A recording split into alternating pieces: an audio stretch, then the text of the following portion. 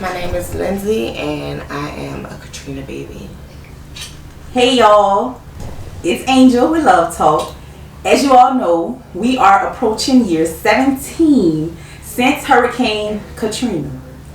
Our very own Edward Buckles Jr. just released an HBO special called Katrina Babies. I had the privilege of going to the premiere, and it was something I didn't know I needed. I cried, I laughed, I was angry. It was just so many emotions. It sparked something in me to want to reach out to other people from New Orleans to hear their stories. Because like myself, I never told anything about my Katrina experience. So, just tell us a little bit about yourself. Like from like high school, like from now. Just tell us about you, current day you. Okay, current day me. Well, I'm Lindsey. I am a craft cocktail bartender, retired 8th grade math teacher of 14 years, and I manage Baldwin and Company bookstore and Nola Art Bar. Beautiful. So before today, have you ever talked about your Katrina experience? No. Not into depth, like. You know, like people like, oh yeah, we left. You know, we left. But nobody never really asked, like, okay, well, you know, how was it? And just like Edward said on his film, like, I remember what I ate that day. Like, I remember what I did. Like, you know, I just remember everything, but nobody asked. Wow. Okay, let's. What have you seen? You did see the film, correct? Yes. Let me know. Just watching it, how did that make you feel? At first I had a little anxiety as watching it, because I was like, man, I don't want to feel sad, you know what I'm saying? But when I started seeing the why about the video, I was like, damn, nobody asked us. He right, nobody asked us nothing. So I just felt relieved that he was speaking for us. Speaking for all of us Katrina babies, you know, whether you were like little when you were when Katrina happened, or like me, I had just graduated high school, so I was an adult. So nigga really wasn't asking me nothing. Like, oh, you 18, you good, you know. So yeah. Wow, I have chill bumps just listening to you. So we're here today to hear your story. We want to know everything from what you ate to what you smelled, being an adult, what it was like. Just tell us your Katrina story from your perspective. So it was, I don't remember the dates. I never remember dates. But it was a Saturday, and my good friend, you know how when you good friends with somebody and you have, you know, certain family members, the same family, that's my cousin. So my cousin Hania and I, we were supposed to go to St. Aug Jamboree. And so we get to my friend Ashley's house, and this bitch packing. And we like, well, what you doing? Like, you know. And she was like, y'all not going nowhere? We're like, no. So, man, we riding around, you know, we 18, we just graduated. Mama let her use the car. So we riding around like, what we gonna do? Like, where we going? You know, boom. Wow, Wayne come on the internet, Lord, the radio. The radio back then. Come on the radio, I was like, yes, I know, Jamboree was canceled. And so we looked at each other like, bitch, what we gonna do? Man, so we just rode around the city, you know, we got food, junk food, all that good stuff or whatever. Just, you know, just riding around. We 18, somebody at her clique got a license, so, you know, we, you know, looking at our, you know, hitting up our friends, so everybody's talking about they leaving. So then it was a point to where we went to her house, and then her grandmother was putting everything in bags and putting them like up high. And so I was like, I guess. So we watching the TV and we still like, man, everything canceled, but it feels so good outside. So we ended up going by some good friends, man. We in the pool, you know, our friends had a apartment, we had a pool, man. We had a good old time, like eating all kind of junk food, this and that. I think we ended up cooking some box pasta or something. Like just having a good old time. And then I remember I still had a curfew. So I remember getting home at about close to midnight, and I was like, fuck it, man, I don't feel like washing my hair. Hair was all over my head, went to sleep. Woke up the next morning and I could just smell the chlorine. So I'm like, damn, I need to wash my hair. My room was to the back. So I just go in there, take a shower, wash my hair. And I'm like, so I'm out of the shower. I'm like, well, what's going on? My mama like, yeah, because I can't get to Whitney Bank. And da da da da. And did you call? Well, you need to call mama. And da da da. I'm like, what's going on? So I peep in my sister's room. She chilling, watching TV. And then I'm like, ooh, what we about to eat? George Foreman grill on. I had a pork chop, some bread, and an apple. And my mom was like, yeah, we about to go. I said, well, we about to go. What's going on? Like, she was like, they got a storm coming. They got a storm coming. I'm like oblivious to everything. Like, I'm like, man, we just had a good time. Like, I just graduated from high school. But like everybody, something was like totally different. Usually we would kind of just go by my grandmother so we could all be together or whatever, things like that. But this time it was totally different. It was like a panic, and we had next test. I had a next test. I'm chirping like, what y'all about to do? What y'all doing? And she like, yeah, we about to leave too. And I'm like, so I grabbed a bag and I put it underneath my clothes rack in my closet, and I just took all my clothes and just put them in there because my birthday had just passed in June, and I had just got boo-boo stuff for my birthday. I'm like, man, I'm not leaving my stuff. So I took everything. I don't know how to pack like that. I took everything. And you know, my mom was like, come on. I don't know where your daddy at. My daddy is he's worked for the Federal Reserve Bank, so he kind of had to stay because of the government job.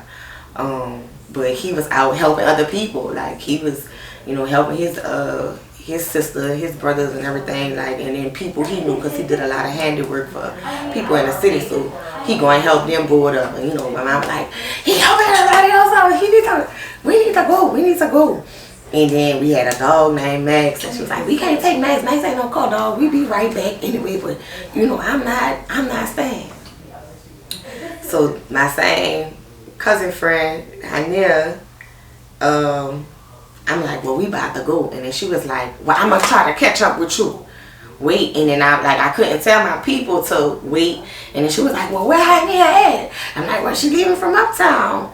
And, you know, and then I spoke with my other friend, Kentree. She ended up, you know, catching up with Kentree or whatever. So he was like, all right. And now we all in traffic at this point. So I'm like, well, how far y'all is? Because we stayed off a bullet.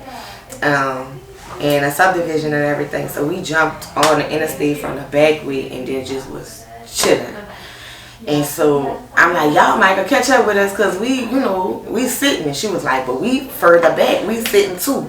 So I'm talking to all my friends. I'm like, yeah, I guess, you know, we about to go somewhere. So here's the thing. My mom is an educator. So her main concern was to make sure we were straight. And for whatever reason, she was like, yeah, because wherever we go, y'all going to school. What? Why? So speed past that or whatever. So we just in the car for hours. We get in contact with my cousin and everything. And we, you know, we finally met up as a family. I didn't get a chance to meet up with my friends, but she was straight. My other friends, they were straight. They ended up catching up with somebody, and I was like the waiting game. We ended up in Eagle Lake, Mississippi. It was only one gas station, one convenience store, a cotton field across from us. And not to say that it was like a racist town. That's the rural area that we was in. Because I know sometimes a lot of people kind of associate cotton picking with, you know, us as a culture. But it wasn't like nothing like that. The people were lovely. My grandmother actually still keep in contact with those people to this day. They took care of us. And I'm chirping, we getting signal and everything, and I just same that Edward had, like we all in a, you know, shelter, so we all just, you know, talking to each other, praying, you know, just talking. My mama, you know, the adults were getting bills in order, so it was me and my sister, we are 4 years apart, and then my other cousin was there, so everybody just probably in, and I'm on the, chirping, because chirping was the only thing that was working too. So I'm chirping my friends, we just shooting the shit or whatever, and then they came, rolled out the TV. And I was like, oh damn, I don't know, I didn't understand what was going on. I was just like, oh, damn. And I never really seen my mama cry or anything, so she just had this look on her face. And I was just like, and I remember her saying, oh, we didn't work for. And I was like, dang, okay. And then, so we were there for like a week, just getting stuff in order, and then boom, my uncle pulled up. My uncle stayed in Virginia. And so I was like, what are you doing here? And so I'm thinking, oh, we about to go back home. So I'm like, oh, they must have called my uncle because he about to help us. And then he Coast Guard. So I'm like, he about to help us or whatever. Like, oh, so he must have drove down. Man, we got in that car, and them signs said north. And to Virginia we went.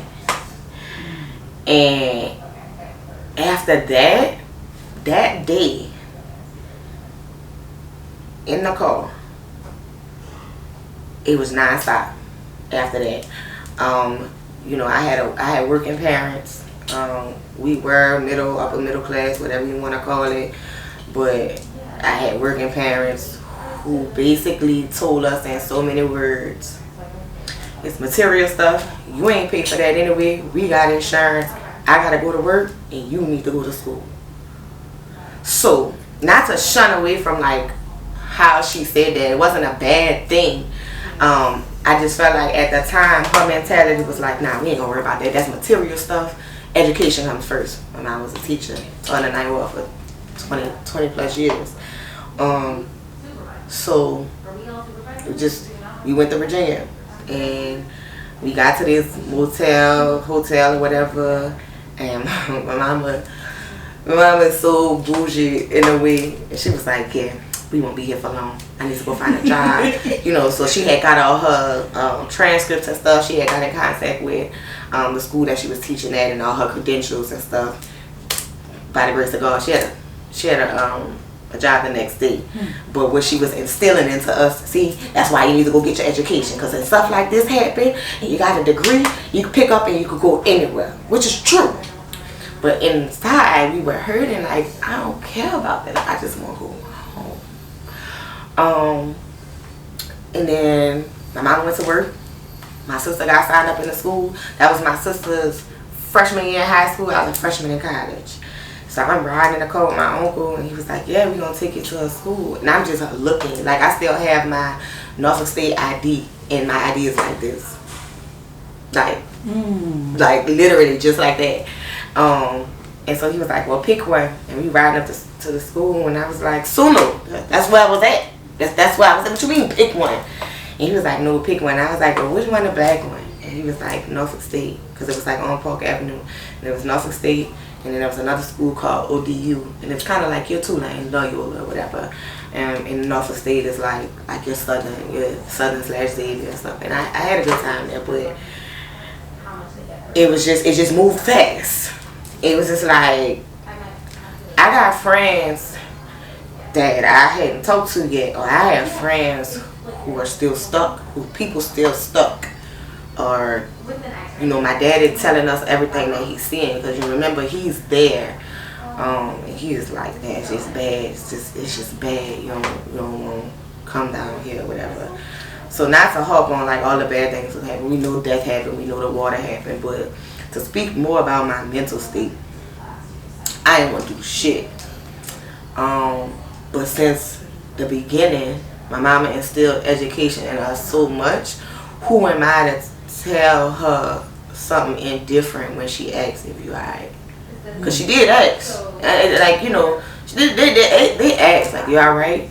But then as a child, as you see your parents' resilience, like, nah, we about to do this, don't worry about that, we got insurance, whatever. To see them, like that, when they ask if you are right, you feel kind of intimidated, because you know how black parents is, like, to be honest, for real, like, such a I'm gonna just say New Orleans parents. If your mama asks you, like, you alright? And you be like, no. Well, what's wrong? You don't get the, well, tell me, you know, and not that they don't mean it. It's just like, we knew, it's like we felt like we knew the answer. So we were just like, I'm alright. I failed that whole semester. I got FW. And that means fail with drunk. That means I didn't go.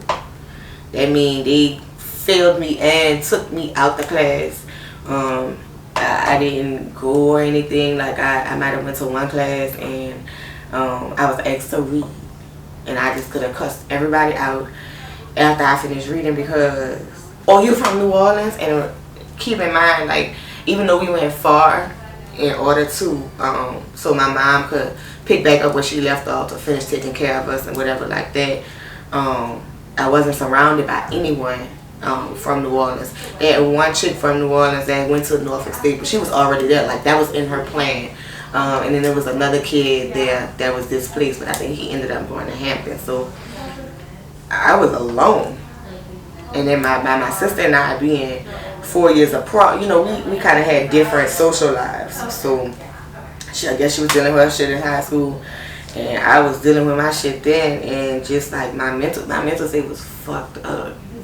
And honestly, I've become an adult to not use as many excuses. Like, little excuses. I like accountability. Like, I try not to use it as an excuse. But it wasn't until I watched Eve's film and I was like, damn, that's probably why I did some of that shit.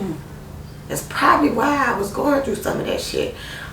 Just even in just being like who you are, like, you know, you had some people was like, well, you're here, you should be straight. Isn't your dad this, and doesn't your mom do this? You should be straight. I'm like, man, money did not give a fuck at that time, because at the end of the day, I don't care how much money my parents had saved up for a rainy day or whatever they had access to, nobody could get to the bank that day. So at the end of the day, whether you, and not to talk down on anybody, but we was all on the same level during that time. Whether you was rich, the richest man was on the same level as the poorest man during Katrina, because you couldn't access nothing, and they just didn't give a fuck. Like, and so I guess that came with a lot of, like, if somebody just asks you how you doing, like, oh, you fine. And I'm like, I'm alright. And then, you know, you had people that asked, because we was in Virginia, but they really wanted to hear more of how we talk, or say baby, or like, oh, do you see Lil Wayne in person? Like, that's the fucking questions I got. I'm like, bitch, my house gone, okay? It's gone. And it might be still standing, but it's damn sure ain't livable. And it just was I sped through adult life. Like, I ended up, you know, still staying in school and fixing those FWs. I started teaching in Portsmouth, Virginia with pre-K4 and kindergarten. And then after that, I ain't gonna lie, like, I had my fun, but life was a blur mentally. I don't think I ever slowed down to check on my mental state, and nobody else ever slowed down to check on my mental state. And and I still felt it. I had a side job at Sprint while I was teaching. Every time I got paid, we were just talking the other day, like, oh, you know, flight prices is high. I'm like, man, when you really want to go somewhere, you don't care how much that flight costs. And I paid like $600 and $700 for a ticket just to come home from Virginia, just to come home. I barely had money in my pocket just to spend, but just to come home. I want to go home. So as being like a semi-young adult, I was able to make the decision, man. When I say I got up out of there, 2008, 2007-ish, 2008, because I started teaching in 2007, and then I found a school that I could transfer to, because at the same time I still had like my mom said, I had a big girl job. So I wasn't even 21 yet. I was 20 when I first started teaching in 2007. And as soon as I got the call, 2008, they was like, yeah, well, there's a pre-K4 program at this school in Metairie. I was gone. So you were in Virginia from 2005 to 2008. Yes, but as me being a rebellious young adult at that time, like I said, I wanted to go home. I wanted to get as close to home as possible. Man, in 2006, I went to Lafayette, like by my friend Lucky. She was going to UL, man. You'd have thought I went to UL the way I was on that campus. I just wanted to be home. I wanted to be around people like me. Like I wanted to be, I missed home. And then us as young adults, we really didn't ask each other anything for. We was drinking Four Locos, having a good time. But now, after watching that film, not saying that we were doing bad things, but some of those things we were excessively doing, it was because nobody fucking checked on us. Like, you know, there were times where we had fights and, you know, for no reason, and, you know, just being humbuggish at certain parties and stuff like that, and just being a union, like oh, we the New Orleans people. Like, now that I watch this film, I'm like, damn, we probably always going through some fucked up shit in our mind, but we had a list of to-do things, like, but you gotta go to school. Like, how the fuck am I supposed to, this is the opening door to my adult world. And I had just lost everything.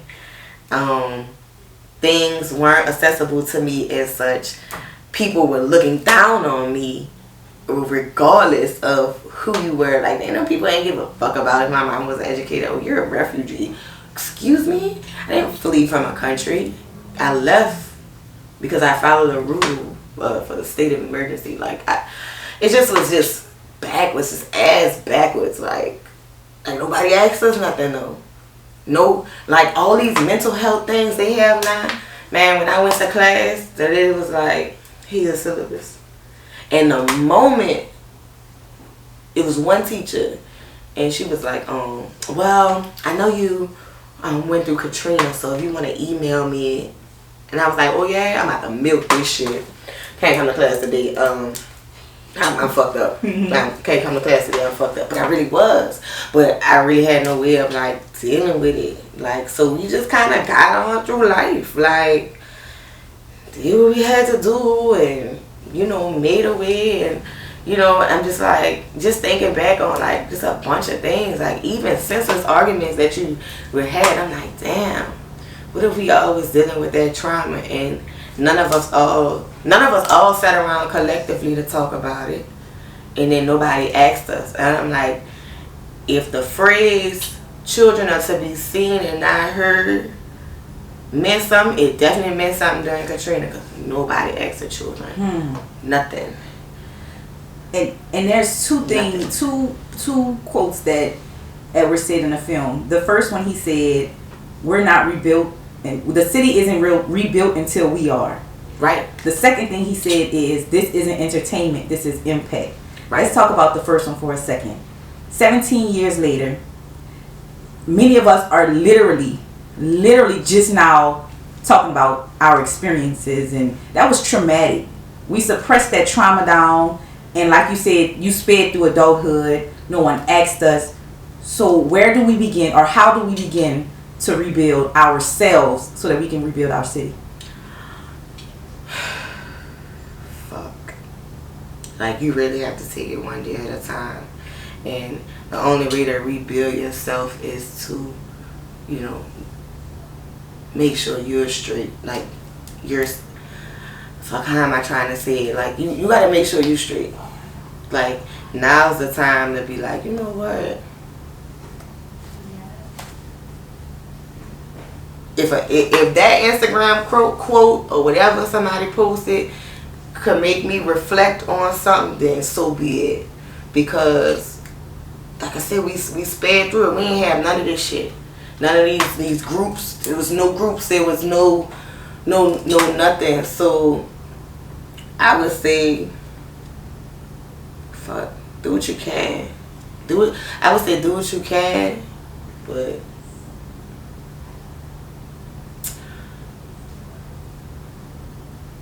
do it. Just go through life and just fucking do it, and be proud of who you are. Don't shun who you are. Like, I think that's the that's a part of rebuilding oneself, because when you have to rebuild yourself, I feel like, okay, well, why do you have to rebuild yourself? That means somebody as a whole is looking at you as in a different light.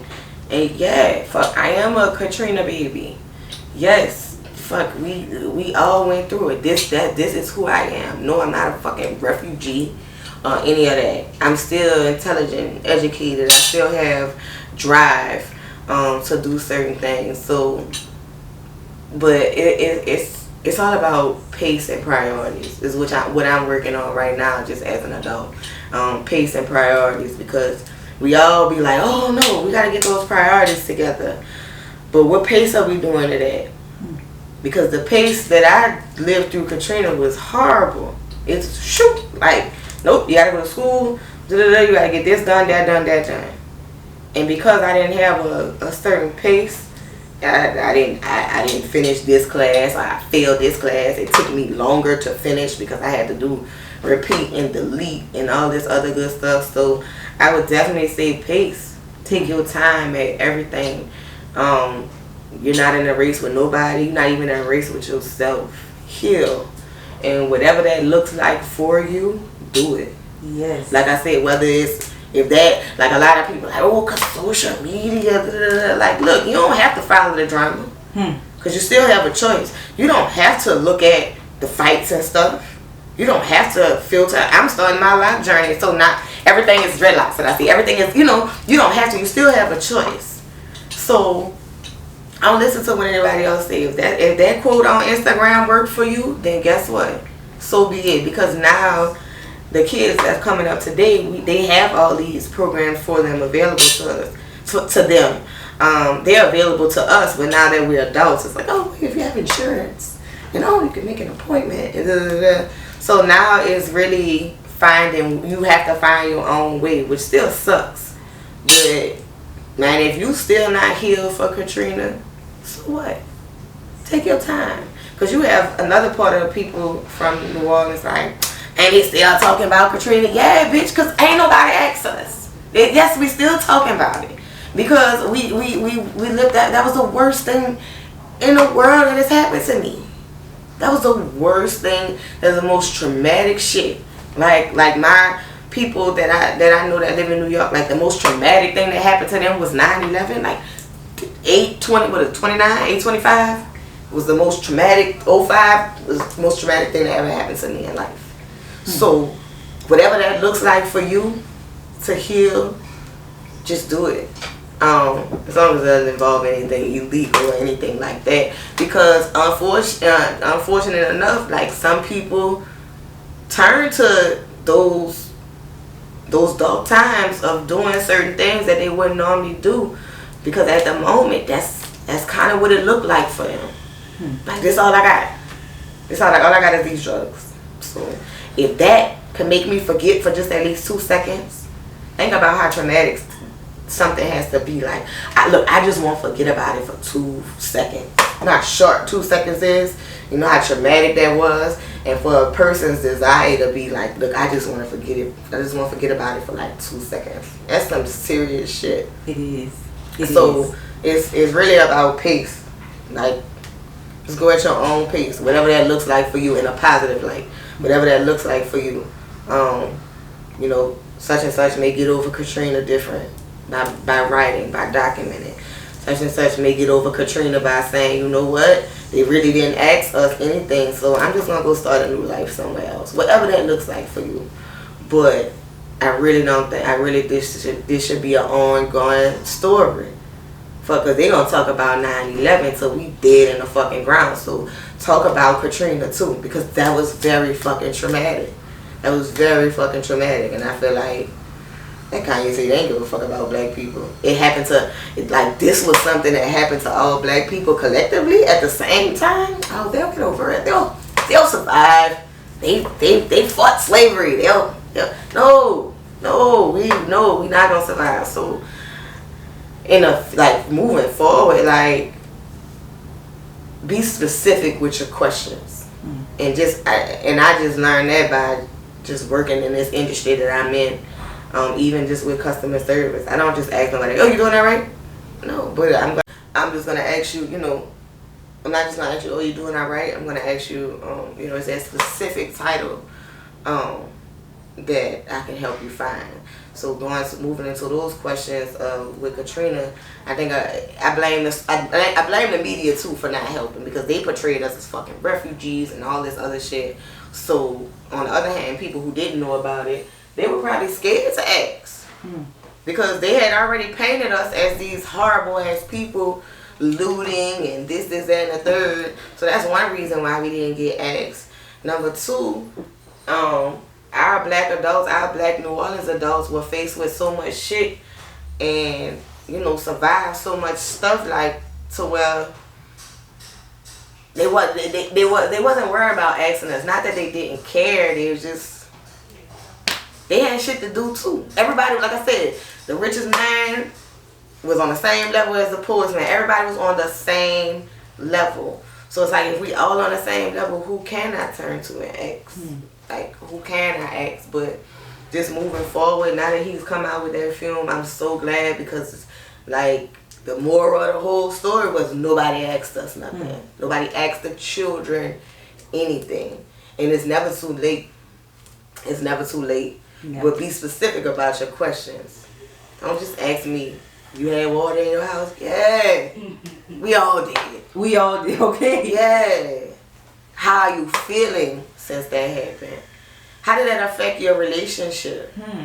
It may have affected, like, I can attest to, like, different relationships, like, maybe that's why I bounced from here and there and didn't want to be in a committed relationship. Was I looking for some sense of home to be around? Like, I was in Virginia and I had talked to niggas from New York, Jersey, when I was like, no, my husband gonna be from New Orleans, because I'm looking for that sense. Just those type of comments.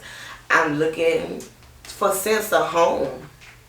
So, I probably had relationships that could have just worked out and been beautiful. Could have traveled the world or whatever. Like, honestly, like, I was literally dating this guy that was in a naval base. Like, he's great.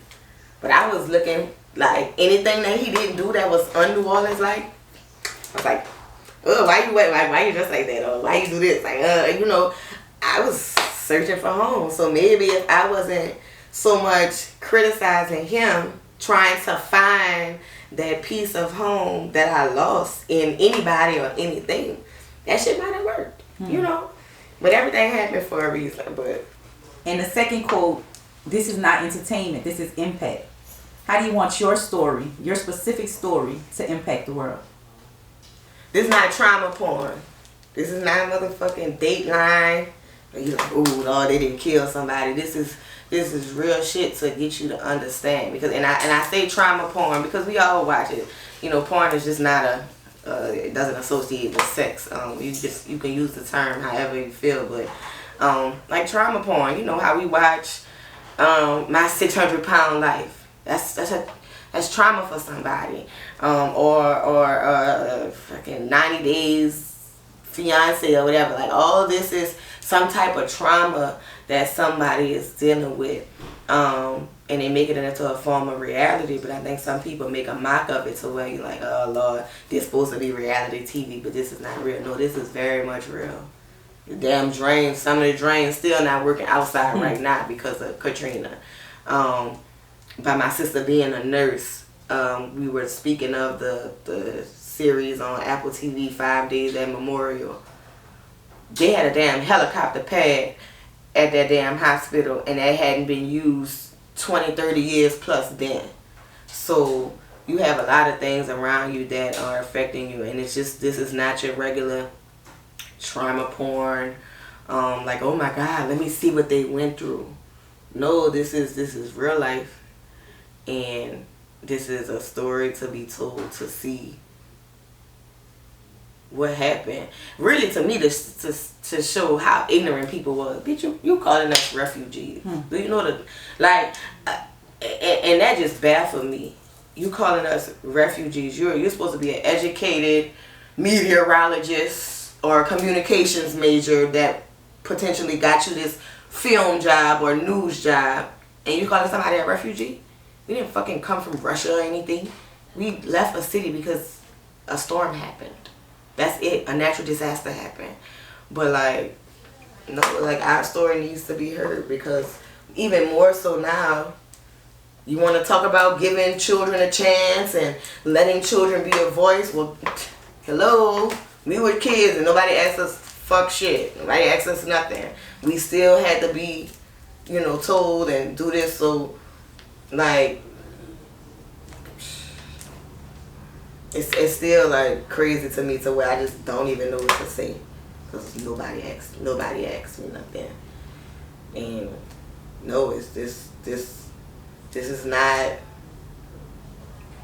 what he said. It's This is not entertainment. It's not. Yeah, it's not entertainment. It's not no fucking trauma porn. Like this is impact to show you what these kids are to this day. And what really touched me on his film too was being an educator for 14 years, and it was showing when he was working at one of the schools, and one of the little girls was like, they was fighting. He was like, I gotta go.